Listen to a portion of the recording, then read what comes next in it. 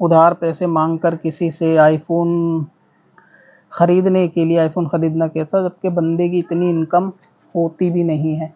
यानी ई उधार तो क्या कहेंगे कि ईएमआई पे लोग आईफ़ोन वग़ैरह लेते हैं, उधार भी लेते होंगे शायद पैसे किसी से फ़ोन खरीदने के लिए और आईफ़ोन खरीदने के लिए ख़ास तौर से।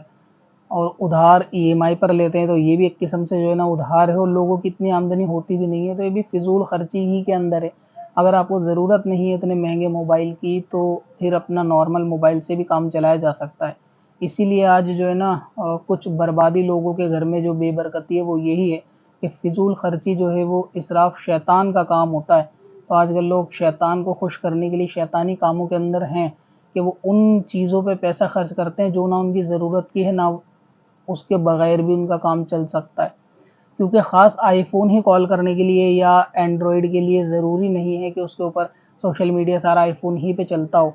बाकी एंड्रॉयड मोबाइल पे भी सब चीज़ें सपोर्ट करती हैं, चलती हैं, तो इसमें भी कोई दूसरा फ़ोन लेने में दिक्कत नहीं है। यानी जितनी चादर हो इसके हिसाब से बंदा उतना ही खर्च करे। अब दूसरों से ये कि सवाल करना बेज़रूरत, क्योंकि आईफ़ोन कोई ज़रूरत नहीं है, तो दूसरों के आगे हाथ फैलाना, सवाल करना, तो अगर ये उधार के तौर पर है ठीक है, बंदा ले सकता है उधार, लेकिन फिर भी ये रहेगा तो फालतू खर्चे में कि अगर किसी की कैपेसिटी इतनी नहीं है और वो सिर्फ शौकिया तौर पे, दिखाने के तौर पे, एक तकब्बुर के तौर पे बंदा आईफ़ोन खरीदता है, जबकि उसकी बेसिक सैलरी 10-15 हज़ार रुपये बंदा कमाता है और फिर वो आईफ़ोन लेने का शौक है। और आईफ़ोन वालों में आप एक चीज़ कॉमनली नोट करेंगे कि जो लोग आईफ़ोन लेते हैं ना इस लेवल के कि जिनकी तनख्वाह भी 10-15 हज़ार है, वो उसको अफोर्ड सिर्फ शौक के लिए कर रहे हैं ताकि लोगों को दिखा सके। और एक होता है बंदा इतना कैपेबल है कि वो खरीद सकता है, वो नॉर्मल उसकी इनकम इतनी है कि वो अरेंज कर सकता है, तो उसके लिए अहकाम जो है ना वो अलग होंगे कि उसको ना तो कर्जे की दिक्कत पड़ेगी, ना उधार की दिक्कत पड़ेगी। और जिस बंदे का जो मनसब है वो उसके हिसाब से सामान ये चीज़ें इस्तेमाल करता है तो भी इसमें कोई ख़राबी नहीं। लेकिन ये बात हो रही है उन लोगों के लिए कि जिनका वो मनसब भी नहीं है, स्टूडेंट लाइफ होती है बहुत सारे लोगों की, या फिर अभी शुरुआती इनिशियल स्टेज होती है जॉब की, और उसके बाद वो नए ऑफिस के अंदर आईफोन दिखा के मतलब लोगों को शो ऑफ कराने के लिए खरीदते हैं।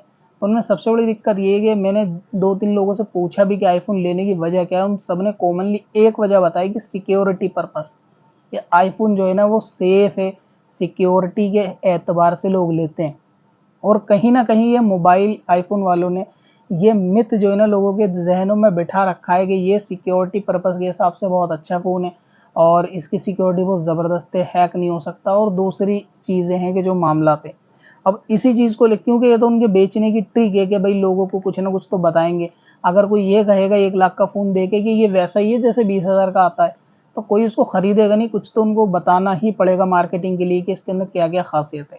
अब मैं ये नहीं कह रहा कि इसमें वो ख़ासियत नहीं है, लेकिन मुद्दा दूसरा है कि अगर मान लिया जाए सिक्योरिटी इतनी हाई है आईफ़ोन की कि कोई इसको कुछ नहीं कर सकता, तो ये जितने भी लोग आईफ़ोन लिए हुए हैं ना, इन्होंने पहले अपनी सारी इन्फॉर्मेशन फ़ेसबुक पे तो डाली हुई होती है।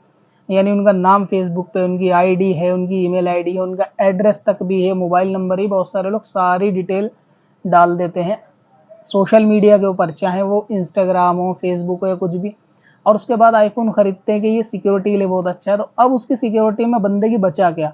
सारी चीज़ें तो उसने फेसबुक के ऊपर लिख रखी है, अपने घर का पता भी, अपना मोबाइल नंबर भी, अपनी सारी डिटेल, सारी तफ़सील उसने लिखी होती है। फिर वो बंदा आईफ़ोन लेकर ये बोले कि सिक्योरिटी के एतबार से अच्छा है। दूसरी बात, दुनिया का कोई हैकर उस बंदे का आईफ़ोन क्यों हैक करेगा, मतलब इतने छोटे लेवल पे? ये बात सिर्फ़ उनको उनके लिए है सूटेबल के जो वीवीआईपी किस्म के लोग हैं या उस लेवल पे हैं जिनको हैकिंग का खतरा रहता है और कोई भी चीज़ उनके लिए सिक्योरिटी पहले अहमियत रखती है। तो ये बात अगर वो लोग बोलें तो समझ में आती है। अब एक 10वीं-12वीं का स्टूडेंट है, उसको सिक्योरिटी के सारी दुनिया के हैकर उसके क्या पीछे लगने वाले हैं कि उसका फ़ोन हैक करेंगे? कर लेंगे तो क्या मिलेगा उसमें? 2-4 मोबाइल नंबर के अलावा दूसरी कोई ऐसी पर्सनल इन्फॉर्मेशन नहीं होगी।